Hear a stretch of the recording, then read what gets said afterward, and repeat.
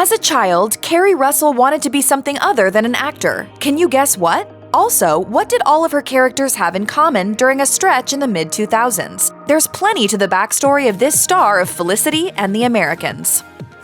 It's hard to believe that someone with Keri Russell's career originally didn't want to be an actress, but that's the truth. She grew up in Arizona and later Colorado, as her family moved around a lot because of her father's job as a Nissan executive. Young Keri did have dreams of performing, but her heart was set on dancing rather than acting. When she was 13, she even earned a scholarship to a dance school, and her career was set into motion. As she recalled during a 2020 interview on Off Camera with Sam Jones, "I didn't grow up desperate to be an actress. I was a dancer. That's kind of like the only thing I'm trained in." Dancing would prove to be Russell's ticket to stardom, just not in the way that she expected, as all those lessons and hard work would pay off in the form of an audition for the Mickey Mouse Club. The Disney casting agent asked her to dance and sing. The first part was fine, but she didn't want to belt out a tune, and she said as much. In the end, though, it wasn't a problem, as she was a Mouseketeer from 1991 to 1994. Russell was a fair bit older than most of the other kids, which she mentioned during a 2015 appearance on Late Night with Seth Meyers.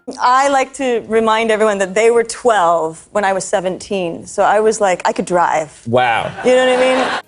On the WB drama series Felicity, Russell played the title character, a young woman who goes to college in New York City so that she can be close to her crush, Ben, who hasn't shown any interest in her. The show was a major hit for the network, and teenage girls found themselves heavily invested in the life of Felicity, who must ultimately choose either Ben or Noel, a resident assistant she meets as she starts her new collegiate life. The show ran for 4 seasons from 1998 to 2002, and it was popular right out of the gate. It even earned 2 Golden Globe nominations for its first season, Best Drama Series and Best Actress. A shocked Russell, who was just 22 at the time, won the latter trophy, beating out such big names as Gillian Anderson of The X-Files and Juliana Margulies of ER. During her acceptance speech, she thanked creator J.J. Abrams for casting her and also declared, "This is so encouraging," is the word that comes to mind, more than thanks. To understand just how big a deal Felicity was, one need look no further than the great haircut drama of 1999. Heading into the show's second season, Russell and J.J. Abrams decided that the actress should cut her hair in keeping with the character's heartbreak storyline. You might think such a decision would be no big deal, but you would be very, very wrong. When Russell's long locks were chopped down to a pixie cut, people absolutely flipped out. And not just teen fans, but grown adults as well. Negative complaints flowed in, and ratings for the show plummeted. Suzanne Daniels, then head of programming at the WB, even announced a ban on the network's actors cutting their hair. Russell took the blame, and she even had to endure people approaching her on the street to complain or tell her that she was pretty before she cut her hair. But she never had any regrets, as she's always maintained that it was the right move for the character and herself. As she put it, "That long hair is how I was identified, so it was nice to be out of that." I don't think it's so bad. I just think it's a different look. Kind of like a new me. Guys are gonna hate it. After Felicity wrapped, Russell took a page out of her character's playbook and headed to New York. But it wasn't because of a man. She was, to put it simply, burnt out. So she took a couple of years off to get away from the pressures of fame, and she also wasn't even sure she wanted to continue acting. Unburdened by worrying about her career, she made the important decision to put her mental health first. When Russell was finally ready to resume working, she didn't jump back into TV, as she instead decided to try her luck on the stage. In 2004, she starred alongside Jeremy Piven in an off-Broadway performance of Neil LaBute's drama Fat Pig. The reviews of Russell's performance were mostly positive. Her character Jeannie was cruel, the complete opposite of the good girl persona she embodied on Felicity. The actress was happy to shake off the typecasting. As she put it to New York Magazine, "Who knew it was so fun to be mean? I'd been missing out all this time." In 2006, Keri Russell became a spokeswoman for CoverGirl Cosmetics, her first big modeling gig. As she recalled during an interview with CBS, "When I first started, I did do a commercial for a deodorant or something. I don't even think it aired. This is the first thing I've done like this." Russell was hired to promote the new Outlast Double Lip Shine, and the creative team definitely came up with a creative way for her to do so. Perhaps in an attempt to play off her role in 2006's Mission Impossible 3, she faces off against a group of attackers in a commercial for the campaign. Needless to say, her lipstick remains flawless throughout the fight. This gig went beyond the usual TV and magazine ads, as Russell also filmed The Keri Chronicles, a reality show for MySpace that purported to offer a look into her life. Sadly, it appears to have since been wiped from the internet. After her performances in Fat Pig and Mission Impossible 3, Russell was really showing off her acting range to audiences, but she still had to endure being typecast. But she wasn't an innocent teen anymore. No, at this point in her career, she played a pregnant woman in 4 films in a row. As she quipped to The Hollywood Reporter in 2018, "I think there's something about my face that screams, nice pregnant girl." In 2 of the films, 2005's The Magic of Ordinary Days and 2007's August Rush, Russell played unwed mothers-to-be, whose circumstances led to plenty of drama. In 2007's The Girl in the Park, she played another unmarried pregnant woman, although this time her character was engaged. And in Waitress, also released in 2007, her expectant character Jenna is married, but her relationship with her deadbeat, controlling husband appears to be on the rocks. "I haven't loved you for years. I want a divorce." Jenna vents her frustrations into delicious pies that she bakes for the diner in her small town, as she gives the desserts colorful names like "I Hate My Husband" pie. Of all those movies, Waitress was the biggest success. The joyful story touched viewers and was even eventually adapted into a hit Broadway musical.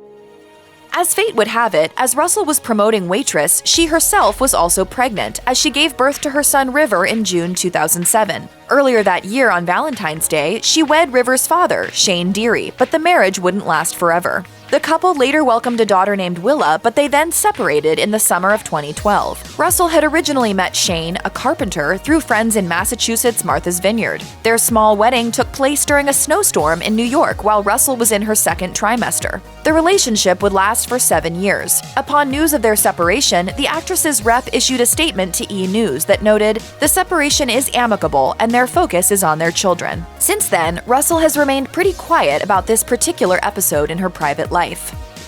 If Keri Russell had any final remnants of Felicity's persona attached to her, she obliterated them once and for all when she started playing Elizabeth Jennings on FX's The Americans. Debuting in 2013, the period drama followed the lives of a seemingly all-American couple with 2 children, who are actually Russian KGB spies living deep undercover in the United States during the Cold War. The idea was inspired by a real-life case, though the show was completely fictional. The Americans ran for 6 seasons, and it featured a range of tones, including dark, sad, sexy, and violent. And most importantly, it was beloved by critics and audiences alike. At the center of all the action was Elizabeth, who was emotionally detached from the killings and other underhanded dealings that her job required. The role garnered Russell 3 Emmy nominations, though she always went home empty-handed. Nevertheless, it was the role of a lifetime for her. As she told Vanity Fair in 2018, "I rebelled in her kind of panther-like sub-fearlessness. She's not afraid to look everyone in the eye and live in the uncomfortable, weird silences." The Americans wasn't special for Russell just because of the acting opportunity it offered, but also because she got to work alongside Matthew Rhys, who played her on-screen husband. The two eventually started dating in real life, but the cutest part of their love story is that they actually originally met years earlier. As they revealed on an episode of Watch What Happens Live, Rhys approached Russell for her number after a kickball party and later left her a drunken message. She never called back, at least not right away. After months of rumors, they confirmed their relationship in 2014. Did it rekindle when you were making The Americans? No, well, yes. Took a while. If you watch any clips of these two together, their chemistry is palpable, as they're constantly making each other smile and laugh. When Rhys won an Emmy in 2018, he said that if he proposed to Russell, she would punch him, and her hilarious reaction went viral. Reportedly, the spark between the two was plenty apparent on The American set. The show featured an abundance of sex scenes, and when Russell and Rhys were about to film one particularly steamy encounter, the director was concerned about how it would go. As Russell recalled in an interview, "We kind of did it and just did it right away," and the director told the script supervisor, "These two have definitely He's like, they're way too comfortable together."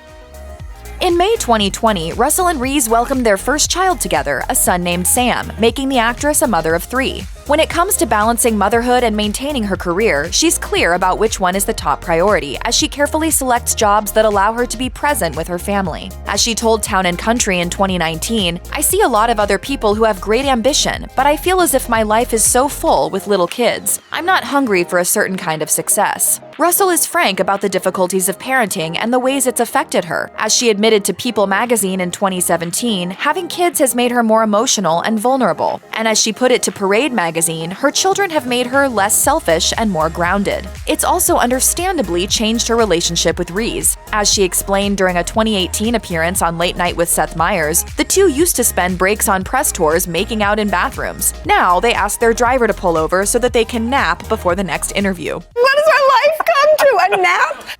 As for the process of getting older, Russell appears to be taking it all in stride. She told Shape in 2020, "When I see those people who look so great for their age, I'm like, oh, I do want that. I do want to look like that at 60. I'm just not ready to stick to a strict regimen." Still, her years on The Americans and all her other action roles have dictated that she stay in fighting form, and she's admitted that she's definitely a physical person. Altogether, she's had plenty of success along the way, and it sounds like Keri Russell is ready to handle whatever her next chapter has in store for her.